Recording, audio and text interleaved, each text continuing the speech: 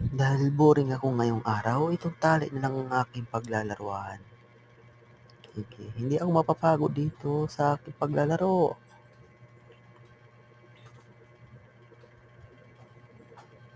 Sige. Ano, titigil na? Oh, hindi pa titigil yan. Grabe kakulitan nitong si Meowme.